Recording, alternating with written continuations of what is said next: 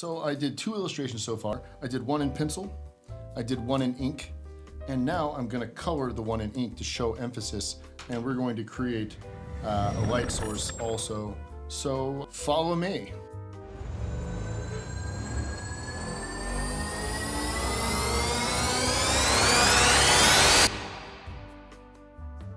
Welcome back, everybody. This is Nathaniel Hamill with Behind the Glass, and we are talking today about the core. The light source is coming from this direction, right over here. I like that.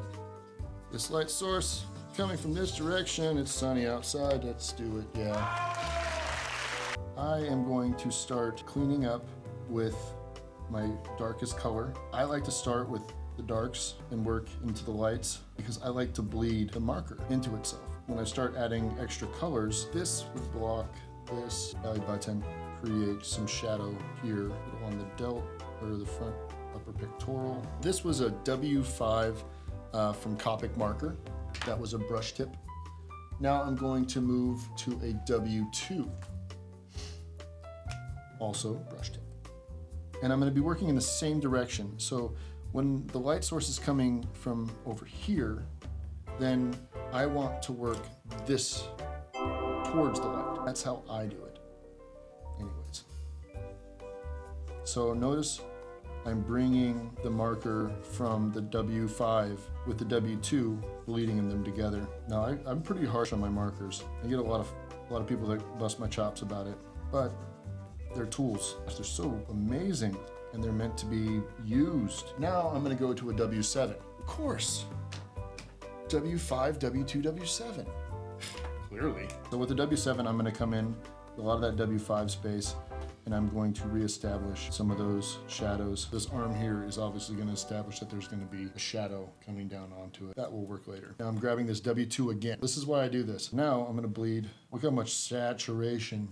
I'm just bleeding all of that marker right in there. Now at this point, I'm just gonna bleed it all together.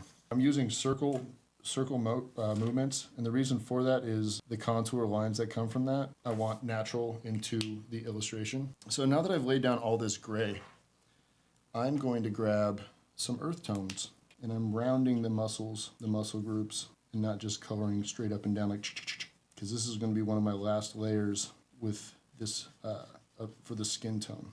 So what's nice about Copic markers is the overlay of color. You can do everything in gray and then instantly just start working color right over the top of it. And it looks like you've been using color the whole time. And what's nice about Copic markers is they're refillable. How can you not love Copic marker? Ugh, so beautiful.